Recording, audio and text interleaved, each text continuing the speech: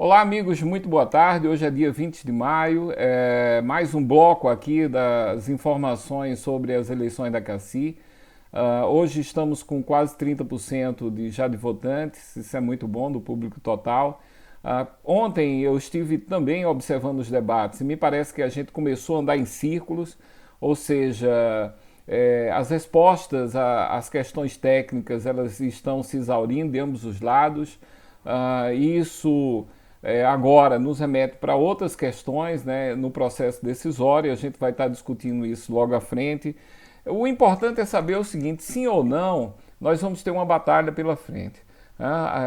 Nesse momento, o que eu mais estou preocupado é com a nossa unicidade, ou seja, nós precisamos afastar o passado, afastar questões pessoais e buscar unir forças, porque vamos precisar muito delas, independente do que seja o resultado dessas eleições. O André, ele com muita propriedade, mais uma vez nos trouxe RN 316, que fala, no capítulo que fala da continuidade das assistências, dos benefícios assistenciais em caso de intervenção, então isso também afasta essa preocupação. Tivemos um debate que, para mim, foi o melhor debate até agora a respeito desse tema. E com muita propriedade, tanto a Elisa Soares e o Ricardo Tavares, né, quer dizer, a Elisa defendendo o sim, o Ricardo Tavares defendendo o não, fizeram um debate culto, um debate ponderado e que ali traz, na essência, os principais motivos pelos quais sim e o não se enfrentam nessa eleição. Bem, o Ricardo ele resume sua tese falando um pouco da intencionalidade do patrocinador, ou seja, o patrocinador precisa adequar a CGPA 23 ao novo estatuto e também precisa fazer a desoneração do ônus dos aposentados. Isso ficou muito claro no seu discurso. Depois ele entra justificando os motivos do déficit, né? E ele fala que não é só por descasamento decorrente da inflação métrica, mas também por uma má gestão e pela política de pessoas adotada pelo banco nesses tempos, ou seja, remunerações variáveis e tantas outras. E aí ele comenta um assunto para mim de extrema importância, ou seja, nós tivemos em 2016 aprovado um memorando de entendimentos 2 meses antes de ser lançado um PA e PDV.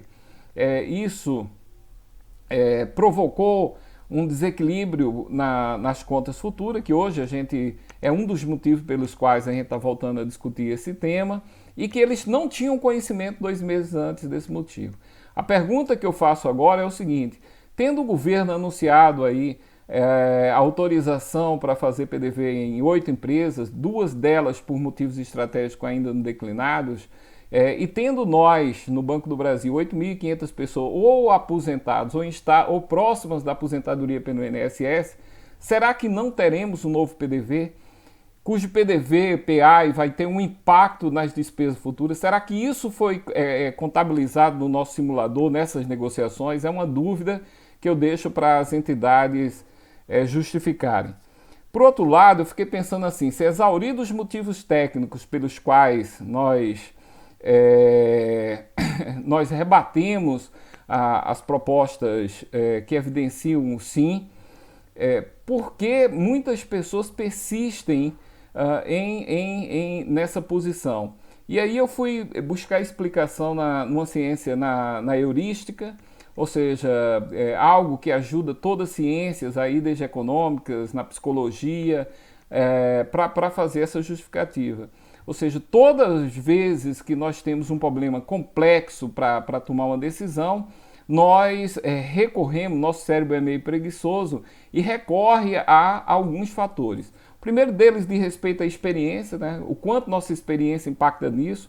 E é aí que a gente vê assim muitas pessoas dizendo: olha, a intenção do governo, todos nós já sabemos qual é, o governo não vai ceder.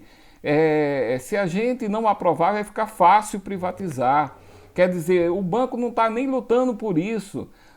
Então as entidades estão a favor. Por que eu não vou aprovar?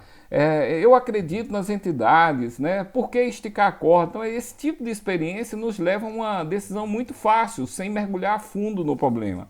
De outra sorte, a gente também compara o incomparável, né? Comparar os Correios, por exemplo, comparar a reforma trabalhista, né? Cláusula recente de acordos coletivos que não andaram.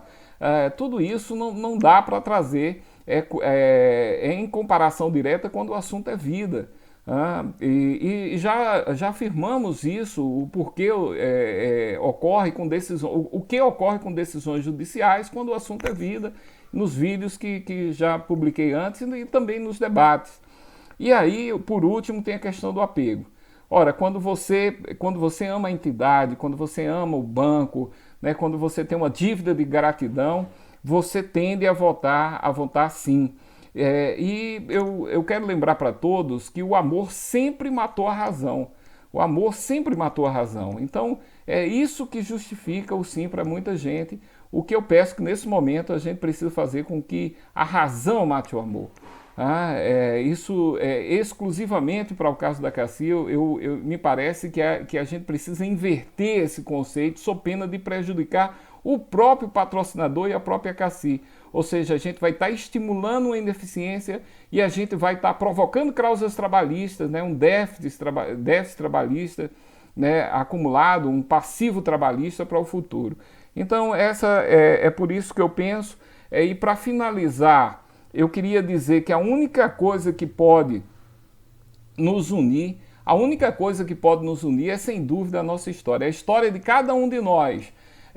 Honestos, seja aqueles que defendem o sim, seja aquele que defende o não, que tem na nossa trajetória um trabalho realizado, a gente precisa disso. Eu conto muito com a meditação de cada um de vocês. Até o próximo bloco.